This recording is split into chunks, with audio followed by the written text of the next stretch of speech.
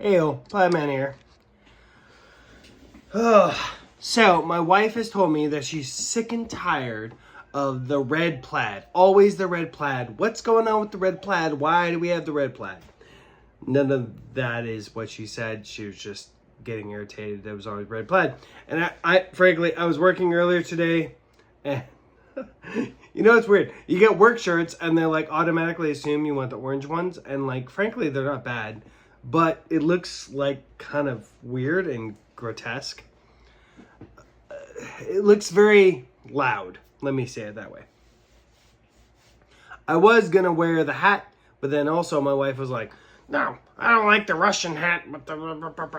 Which is fine. It was a gift from my friend, and it's been kind of a bit of a gimmick for funsies. But anyways, today we're talking about a really important book. A book that I kind of almost wish I wrote a script for, but frankly, every time I've wrote a script and then tried to read off the script, it doesn't flow right. It just doesn't. So, simply put, we're talking about the best book you've never read. Or maybe not the best. The most important book that you need to read. Now, I just finished it. So, in no way, shape, or form am I throwing shade on you who have never even heard of the book or have never even, like, I don't have the time to read it or listen to it or whatever, or it's too intense, I can't. I understand all those things. All those things are correct. This book is long. The Audible version of it is 27 hours, which is the equivalent of, like, reading 1.5 versions of Lord of the Rings, right? Like half of the 3 books of Lord of the Rings. That's what that is. It's a lot of listening. 27 hours is a lot.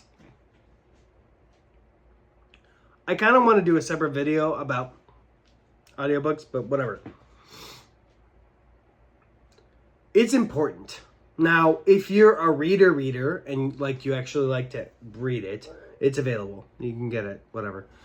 If you're an Audible guy, I wasn't able to get it on Libby. I got an Audible, so it cost a credit. My wife pays for the monthly credit thing, so yeah, there's that. But it's worth it. Like, unequivocally, it's worth it. Let me break it down for you. Simply. I don't know how to simply break this down for you. This book basically utilizes all the tools that were available, all the information that is available. And mind you, let me finish my sentence. Uses all the tools that are available and is like, look, see how many criminal things that they're doing? See how many unethical things they're doing? See how many unmoral things that they're doing? See how many, like, I'm trying to find another word, but like gross things that they're doing. And it just does it again and again and again and again and again. And it really hammers home that the people that this book is talking about are bad people. Which, if you didn't see the video that I talked about earlier, the oversimplification is 25% of the population is evil or evil adjacent. 25% of the population is good or good adjacent, that leaving the other 50% malleable. They're sheep. They don't really know. They don't really care. They're just watching their football games, which, don't get me wrong, they're just watching they're distracted, right? They don't care. They don't know. They don't whatever. They're not woke enough. They're not awake enough. Whatever you want to call it. It's problematic. And I would argue it has always been this case. Always, throughout history, it has always been this case. It's not a new thing. America has opened up the Pandora's box of information, right? Through technology and freedom, this concept of freedom.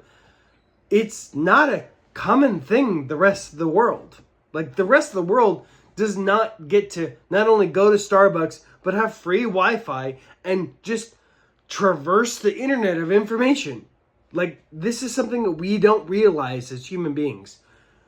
I live in America. I live in California. I was born and raised here. And I know that I'm biased. Okay? So the name of this book is The Real Anthony Fauci. Bill Gates, Big Pharma, and the Global War on Democracy and Public Health. That is the full name of the book. But if you just look up The Real Anthony Fauci, you'll find it. Now, I've referred this book to a few friends.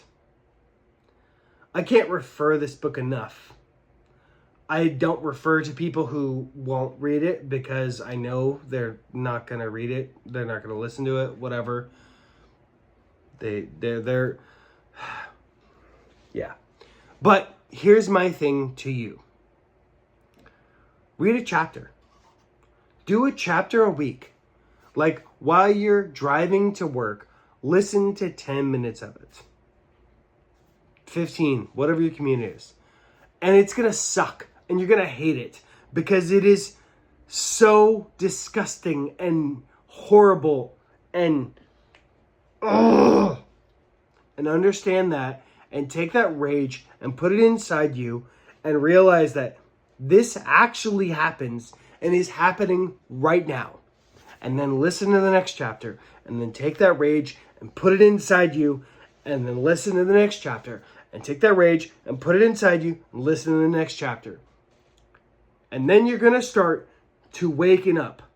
To awaken. And realize, OMG.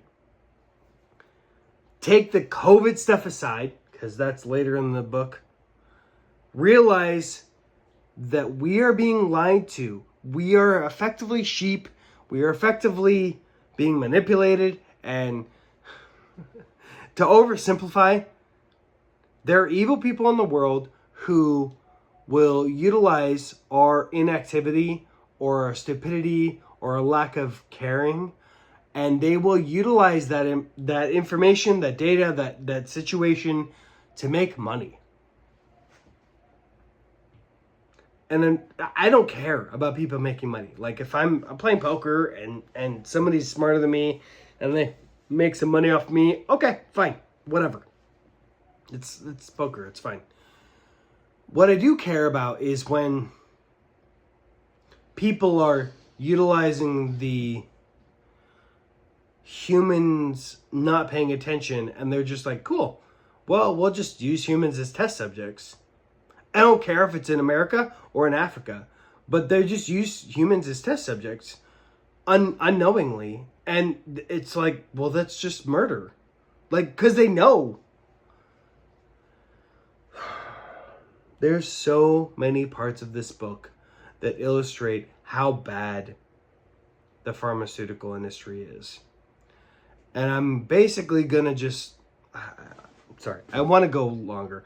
I want to point out this one particular thing, which is RFK. So it's called The Real Anthony Fauci. It was written by RFK. The audiobook is by a guy named Bruce Wagner. I don't know him, whatever. He did a good job. The whole thing is super boring to listen to. Fun fact, it just is. But one thing I will point out is that, as far as I know, RFK has not been sued by any person listed or any organization listed in the book.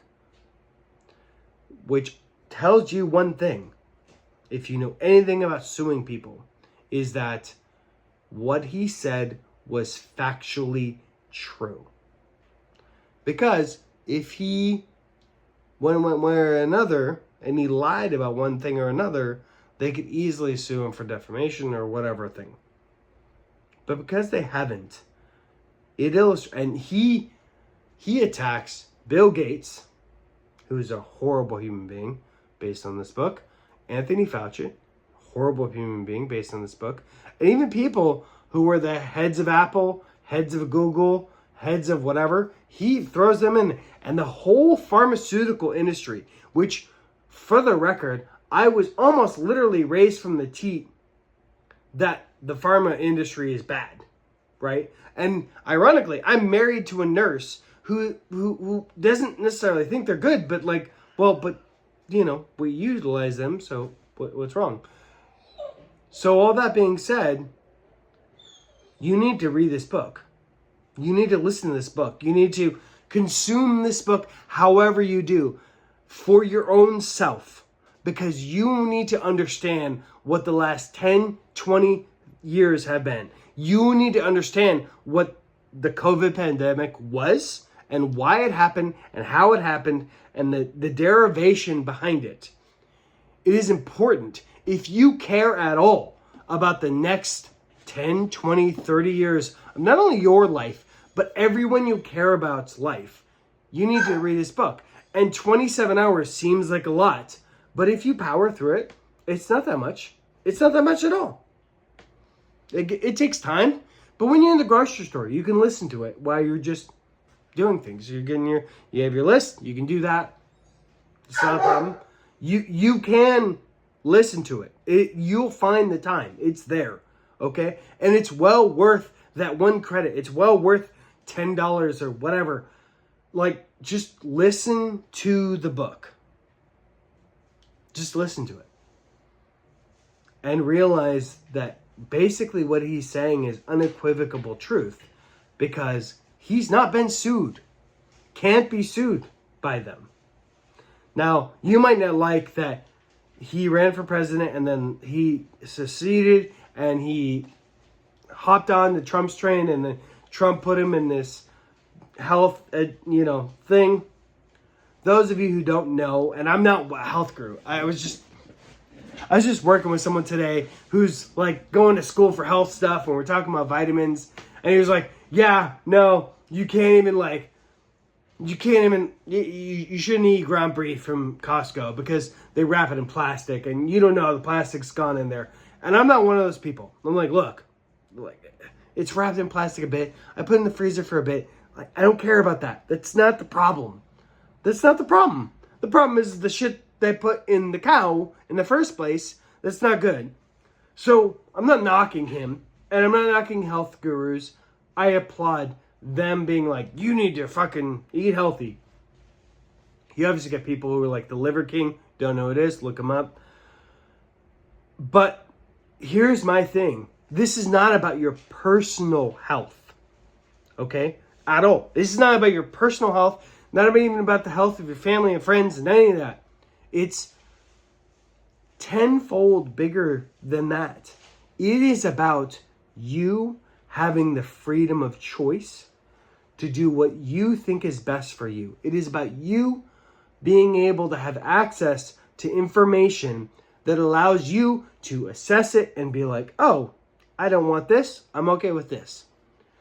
And effectively, this book cracks open this concept of not only the health industry and in America and what they're saying to you, but also what's good for you versus what's not. So it is the most important book you could read. Like, seriously, stop whatever you're reading, listening to, whatever. I enjoy lots of podcasts and all of this stuff. I had to put the kibosh on a lot of that stuff to listen to this. But I will say this, and with a big caveat, is like, as much as I love this book, it's so heavy for me. And I feel like I can take a lot of stuff. It was so heavy for me, I couldn't listen to it through. I had to like pause, listen to something else, do something else, whatever, come back to it. So I understand that, and I respect that. If you're like, this is too much, I don't think my wife can handle this. I don't think I can handle this. I get that. I got it. Go back to it. Sit through a chapter. Because realize your life, your future, anyone you care about's life, the future, everyone you know is effectively built into, has been lied to, has been synced into this concept that is effectively untrue. And it is your responsibility to learn enough information to be like, oh, that's not true. And then to basically cleanse the people around you. It's your responsibility. And it's going to be hard. And they're not going to believe you. And the amount of people who are going to watch this video and they're going to be like, I don't want to read it. Like, I guarantee you, if I get 30 views, right, maybe one person will actually start watching or listening to the thing. And I understand that. You could talk to all the people you work with and like maybe one person. But understand that if that one person does and you start a conversation with them and then they positively, in fact, inform other people around them, then you're helping them become less of the 50%, less of the sheep, and more of the 25% of people who actually give a crap about the world. Okay? Now, I want to say this. I'm going to end with this. I don't believe this number at all. At all. So Anthony Fauci, who has a salary, the highest salary in the United States, higher than the president by far, he makes $430,000+ a year. He's been in government office for over 50 years. And when you read this book, you'll acknowledge that, OMG, what?